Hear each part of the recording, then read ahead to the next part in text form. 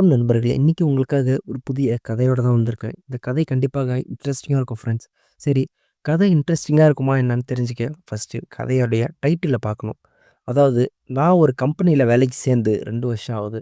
நான் ஃபர்ஸ்ட்டுலேருந்து அதாவது இந்த டைம் வரைக்கும் பகல்ல தான் வேலைக்கு போயிட்டு நைட்டு வீட்டுக்கு வந்துட்டுருப்பேன். ஆனா, எங்க முதலாளி திடீர்னு வந்து, "இனிமேலு நீ பகல்லேருந்து நைட் வரைக்கும் இருக்க வேண்டாம். நீ நைட்லேருந்து பகல் வரைக்கும் இருன்ற" மாரி சொல்லி என்னோட வேலை ஷிஃப்ட்ட மாத்தி விட்டாரு.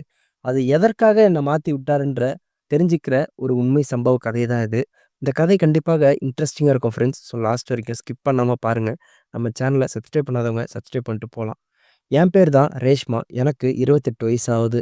நான் படிச்சு முடிச்சுட்டு வெளில வரும்போது எனக்கு 24 வயசு ஆச்சு. நான் ஒரு பெரிய பணக்கார வீட்டு பொண்ணுலாம் கிடையாது. ரொம்ப ஏழ்மையான வீட்டு பொண்ணும் கிடையாது. ஒரு மிடில் கிளாஸான வாழ்க்கை தான் நான் வாழ்ந்துட்டு வந்துட்டுருக்கேன்.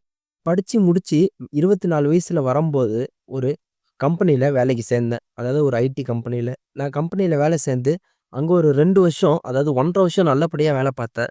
ஆனா, இன்னொரு 5, 6 மாசம் அங்க வேற ஒரு பையனோட டார்ச்சர்னால, வேற வழி இல்லாம அந்த கம்பெனியிலேருந்து வெளில வந்து, இந்த கம்பெனியில வந்து சேர்ந்தேன். இந்த கம்பெனி வந்து எனக்கு இப்போதைக்கு 2 வருஷம் ஆகுது.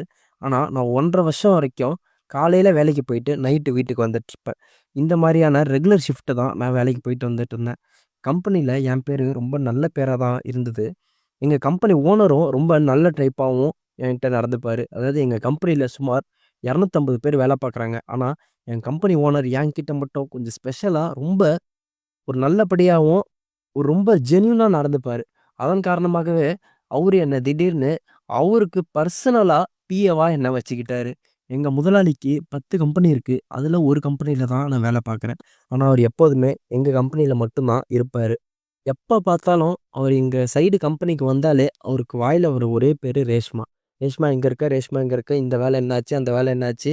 ரொம்ப வற்புறுத்தி என்ன வந்து நான் செய்யவே முடியாதுன்னு நான் சொன்னா கூட, அந்த வேலைய நீ செய்ய முடியும்ன்னு சொல்லி என்ன மோட்டிவேட் பண்ணி, எனக்கு நல்லபடியா வேலை குடுத்து, எனக்கு இப்ப ஒரு நல்ல பொசிஷன்ல வர வச்சுட்டாரு. இதுக்கு நடுவுல என்ன ஆச்சுன்னா, அவருக்கு ஃபேமிலி இருந்தது. அதாவது அவருக்கோட ஒய்ஃபும், அவருக்கு 2 பசங்க. திடீர்னு பார்த்தா, ஏதோ ஒரு பிரச்சனை காரணமாக அவர் ஒய்ஃபு அவர விட்டு பிரிஞ்சு போயிட்டாங்க. இன்னொன்னு அவங்க பசங்களையும் அவங்க ஒய்ஃபு கூப்ட்டு போயிட்டாங்க. அதன் காரணமாக அவரு இப்ப தனியா தான் இருக்காரு. இவரு தனியா இருக்கிற டைம்ல, நான் கொஞ்சம் நல்லா பேச போவ, இவரு என்ன சொல்ட்டாருன்னா, "ரேஷ்மா நீ வந்து ரொம்ப எனக்கு வந்து ரொம்ப ஆதரவா பேசுற. எனக்கு வந்து உன்ன மாரி ஒரு வாழ்க்கை துணை தான் தேவைப்படுதுன்ற" மாரி சொல்ட்டாரு. நான் சொன்னேன், "சார் கோச்சிக்காதீங்க. எனக்கு வயசு என்ன, உங்களுக்கு வயசு என்ன?" ஏன்னா, என் முதலாளிக்கு 52 வயசு ஆகுது. நான் அப்ப சொன்னேன், "சார் எனக்கும் உங்களுக்கும் சுமார் 23 வயசு டிஃபரெண்ட் இருக்கும். இதெல்லாம் பேசாதீங்க சார்ன்னு" சொல்லும்போது, அவரு என்ன சொன்னாரு, "சரி விடு விடு. நான் சொல்ற மாரி நான் எதுவும் யோசிக்காம பேசிட்டேன். சாரி ரேஷ்மா மன்னிச்சிடு யார்ட்டயும் சொல்ல வேணாம். இது நமக்குள்ளயே இருக்கட்டும்ன்ற" மாரி சொல்லி அவரு அன்னைக்கு சமாளிச்சுட்டாரு. அதுக்கப்புறத்துலருந்து நான் அவரு கூட கொஞ்சம் டிஸ்டன்ஸ் மெயின்டெயின் பண்ண ஆரம்பிச்சுட்டேன். இதுக்கு மேலயும் நம்ம கொஞ்சம் க்ளோஸா இருந்தா, அவரு வந்து தப்பான புரிதல்ல இருப்பாரு. நம்ம வந்து கொஞ்சம் டிஸ்டன்ஸ் மெயின்டெயின் பண்ணா, அவரு சரி பரவால்ல. இவங்க வந்து இதுக்கெல்லாம் வந்து தப்புன்ற யோசிப்பாங்க அப்படின்ற மாதிரியான மனப்பான்மை இருக்குன்ற மாரி அவர் இருப்பாருன்ற காரணத்துக்காக நான் கொஞ்சம் டிஸ்டன்ஸ் மெயின்டெயின் பண்ணி வாழ ஆரம்பிச்சேன். இப்படிதான் போயிட்டு இருந்தது. திடீர்னு ஒரு 2 மாசத்துக்கு அப்புறம் அவங்க ஒய்ஃபும், அவங்க குழந்தைங்களும் அவரு கூடயே வந்து சேர்ந்துட்டாங்க. அதன் காரணமாக நானும் அதுக்கப்புறம் எப்பயும் போல பேச ஆரம்பிச்சுட்டேன். ஏன்னா, இவ்வளோ நாளா அவங்க ஒய்ஃப் இல்லாததுனால தானே இந்த பிரச்சனை. இப்பதான் அவங்க ஒய்ஃப் வந்துட்டாங்களே, இதுக்கு மேல அவரு ஏன் இப்படி கேட்க போறாருன்னு பார்த்தா, திடீர்னு என்ன சொல்ட்டாருன்னா, "ரேஷ்மா நீ காலையிலேருந்து நைட் வரைக்கும் தான் வேலைக்கு வந்துட்டுருக்க. இனிமேலு ஷிஃப்ட்ட உனக்கு மாத்தி போட்டு நைட்டு டூ காலையில நான் போடுறேன். நான் இனிமேலு பகல்ல வந்து ஆஃபீஸ் வரப்போறதில்ல. ஈவினிங் தான் வரப்போறேன். ஏன்னா, இனிமேல் ஈவினிங் தான் நம்ம 2 பேருக்கும் நெறையா வேலை இருக்கு. அதனால நீ ஈவினிங் ஷிஃப்ட் நைட் ஷிஃப்ட் வாங்கிக்கோ. நீ வந்து டெய்லி நைட்டு 8 மணிக்கு வா. இங்கேயே வந்து சாப்ட்டுறலாம். நைட்டு ஷிஃப்ட்டு அதான் நைட்டு வேலையெல்லாம் முடிச்சுட்டு, காலையில 10 மணிக்கு தான் நீ வீட்டுக்கு முடியும். அதாவது 8:30 மணிக்கு நீ இங்கேருந்து கிளம்பலாம். 10 மணிக்கு நீ வீட்டுக்கு போலாம். உனக்கு சம்பளமும் அப்ப 35,000 தந்தேன். இப்ப 60,000 தரேன்ற மாரி சொன்னோனே, எனக்கும் பணம் கஷ்டங்கள் நெறையா இருக்கு. சரி முதலாளி இப்படி சொல்றாரே, முதலாளி நைட் ஷிஃப்ட் கூப்பிடுறாரு. அது எனக்கு பிரச்சனை இல்ல. அது எனக்கு பிரச்சனை தான். ஆனா, சம்பளம் அதிகமா குடுக்கறதுனால வேற வழி இல்லாம நான் எங்க முதலாளிகிட்ட, "சரி முதலாளி" அப்படின்ற மாரி நான் சொல்லிட்டேன். அதுக்கப்புறம் ஒரு நாள் நைட்டு வரும்போது அவர் என்ன சொன்னாருன்னா, "இங்க வந்து உட்காருன்ற" மாரி சொல்லி, இந்த மாரி "ரேஷ்மா எனக்கு ஒரு சில விஷயங்கள்லாம் வந்து சொல்லணுன்ற மாரி எனக்கு தோணுது ரேஷ்மா அப்டின்னாரு. அப்பயே எனக்கு லைட்டா தெரிஞ்சிருச்சு செய்கையில. இவரு எதுக்கு நம்மள நைட் ஷிஃப்ட் கூப்ட்டாருன்னு. ஆனா நானா எதுவுமே காமிச்சிக்காம, வேற வழி இல்லாம, சரி அப்டின்ற மாரி உட்டுட்டேன். அப்ப என்ன சொன்னாருன்னா, திடீர்னு ரேஷ்மா, இப்ப நீ நாளைக்கெல்லாம் கொஞ்சம் சீக்கிரமா வந்துரு அப்டின்னாரு. அப்ப சீக்கிரமா வந்தா சீக்கிரமா அனுப்புவாருன்னு பார்த்தா, சீக்கிரமா வந்து அதாவது ஒரு 2 மணி நேரம் 6 மணிக்கெல்லாம் வர சொல்ட்டாரு. 8 மணிக்கு வர சொன்ன ஆளு 6 மணிக்கு வர சொல்லி, அந்த 2 மணி நேரம் சும்மா பேசிக்கிட்டே இருந்துட்டு, அடுத்த ஒரு 2 மணி நேரத்துல விஷயத்த வந்து என்னான்றத தெளிவா புரிய வச்சாரு. "சுரேஷ்மா, எனக்கு இந்தந்த மாரியான ஒரு சில ஆசைகள்லாம் இருக்கு. இத நான் யாருகிட்ட போய் கேட்கறதுன்னு தெரியல.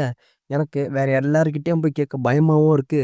எனக்கு உன் மேல ஒரு நம்பிக்கை இருக்கு. உனக்கு இதுக்காக இந்தா இந்த பணத்த நீ வச்சுக்கோ" அப்டின்னாரு. திடீர்னு 2,00,000 குடுத்துட்டு, "இது நீ உன் செலவுக்கு வச்சுக்கோ" அப்டின்ற மாரி சொல்லும்போது நான் சொன்னேன், "சார் அதெல்லாம் வேணாம் சார். எனக்கு அந்த பணம்லாம் வேணாம் சார்" அப்டின்னு சொல்லும்போது, நான் கொஞ்சம் அழுதுகிட்டே கெளம்பிட்டேன். என்னது இது சார் இப்டி பேசுறாருன்னு. அப்புறம் பார்த்தா திடீர்னு அடுத்த நாள் எனக்கே தோணுச்சு, சரி சாரும் சொல்றது உண்மதான். அவரும் ரொம்ப கஷ்டத்துல அவர் ரொம்ப பாவமா தான் இருக்காரு.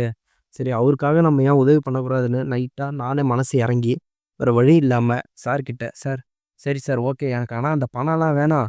நீங்க வந்து உங்களுக்கு ஒரு சில உதவிகள் வேணும்னீங்க. அந்த உதவிய வேணா நான் செய்றேன்ற" சொன்னேன். அதாவது நான் என்ன சொல்ல வரேன்றது உங்களுக்கே புரிஞ்சிருக்கும். அப்புறம் அவரும் சொன்னாரு, "ஏன் ரேஷ்மா உனக்கு என்ன ஆச்சு? நேத்திக்கு தான் இதெல்லாம் வந்து செட் ஆவாதுன்னு சொல்லிட்டு போனியே. இப்போ பார்த்து செட் ஆவுன்றியே. என்ன ரேஷ்மா?" அப்படின்ற மாரி கேட்டாரு. நான் சொன்னேன், "இல்ல சார் புரியுது எனக்கு உங்களோட வலிகள்லாம் தெரியுது. அதனால உங்களுக்காக நான் உதவி பண்றேன்னு" சொல்லும்போது, "சரி ரேஷ்மா" அப்படின்னு சொல்லிட்டு, சரி என்னான்னு அவரு என்ட்ட கேட்டாரு. "உனக்கு என்னென்ன இந்த மாரி ஆசைகள்லாம் இருக்கு? எனக்கு என்னென்னலாம் ஆசைகள் இருக்குன்னு நான் சொல்றேன். உனக்கு எந்த உதவினாலும் என்ட்ட கேளு. எனக்கு எந்த உதவினாலும் நான் அவன்ட்ட கேட்கிறேன். இப்ப என்னன்னா நம்ம 2 பேரும் மாத்தி மாத்தி உதவி செஞ்சுக்க போறோம்" அப்படின்ற மாரி சொன்னாரு. ஓகே, இனிமேல் நம்ம நல்ல ஒரு ரிலேஷன்ஷிப்ல வந்து வாழப்போறோம் அப்டின்னாரு. எனக்கே அப்ப தெரிஞ்சிருச்சு. ஓகேப்பா. இதுக்கு மேல நமக்கு பண பிரச்சனையே இல்லன்றதும் எனக்கு அப்ப தெரிஞ்சிருச்சு. சரி வேற வழி இல்லாம அவரு அன்னைக்கு சொல்ட்டாரு. "நீ கரெக்ட்டா ஈவினிங் 8 மணிக்கு வந்து நீ காலையில போலாம். அதுக்கு நடுவுல என்னென்ன வேலைகள் நான் சொல்றேன். அதுக்கேத்த மாரி நீ வேலை செஞ்சுட்டீன்னா, உனக்கு பிரச்சனை இல்ல." அப்டின்ற மாரி சொன்னதுக்கப்புறம், நானே கேட்டேன். "சொல்லுங்க சார். என்ன சார் வேலைன்ட்டு?" அப்புறம் அவரு சொன்னாரு, "எனக்கு இந்த இந்த மாரியான வேலைலாம் இருக்கு" அப்டின்னாரு. அப்புறம் நான் என்ட்ட கேட்டேன், "உனக்கு என்னென்ன வேலைகள்லாம் இந்த மாரியான ஹெல்ப் பண்ணணும்னாரு." நானும் அப்ப அவரு என்னென்னலாம் சொல்றாரோ, அந்த வேலைய செஞ்சுட்டு, நான் என்னென்னலாம் சொல்றேனோ, அந்த வேலைய அவங்களும் செஞ்சாங்க. அதே மாதிரி நாங்களும் ஒரு 3, 4 மாசம் டெய்லி நைட்ல மட்டும் அதாவது டெய்லி நைட் ஷிஃப்ட் வரும்போது மட்டும் அவரு சொல்ற வேலைய செய்வேன். நான் சொல்ற வேலைய அவரு செய்வாரு. இப்படிதான் எங்க வாழ்க்கை போயிட்டு இருந்தது. திடீர்னு பார்த்தா, அவங்க ஒய்ஃப் வந்தாங்க ஒரு நாள். "ஏம்மா நீ நைட் வேலைக்கு வர?" அப்படின்னாங்க. நான் அப்ப சொன்னேன், "இல்ல சார் தாம்மா மேம் வர சொன்னாரு" அப்படின்னு சொல்லும்போது, "ஏன் சார் வர சொல்றாரு நைட்ல?" அப்படின்னாங்க. "இல்ல மேம், தெரியல மேம்" அப்படின்னு சொல்லும்போது, "சரி நான் பேசிக்கிறேன்" அப்படின்னு சொன்னாங்க. திடீர்னு பார்த்தா 2 நாளுக்கு அப்புறம் எங்க சார் வந்து, "ரேஷ்மா, இனிமேல் நீ வந்து நைட்ல வேலைக்கு வர வேணாம். நீ பகல்ல ஜெனரல் ஷிஃப்ட்டோடயே வா" அப்படின்ற மாரி சொல்ட்டாரு. ஆனா சம்பளம்லாம் உனக்கு குறைவுலாம் கிடையாது. அதே சம்பளம் தான். நீ பகல் ஷிஃப்ட் வான்னு சொன்னதுக்கப்புறம், நானும் எப்பயும் போல பகல் ஷிஃப்ட் வாங்க ஆரம்பிச்சுட்டேன். இப்படிதான் ஃப்ரெண்ட்ஸ் எங்க வாழ்க்கை போச்சு. அதுக்கப்புறம் நான் எப்போதும் போல என் நார்மல் லைஃப்க்கு திரும்பிட்டேன். ஓகே ஃப்ரெண்ட்ஸ், இந்த வீடியோ அவ்வளோதான். இந்த வீடியோ புடிச்சிருந்தா லைக் பண்ணுங்க. நம்ம சேனல புடிச்சிருந்தா சப்ஸ்கிரைப் பண்ணுங்க. அடுத்ததா ஒரு நல்ல கன்டென்ட்ல சந்திப்போம்.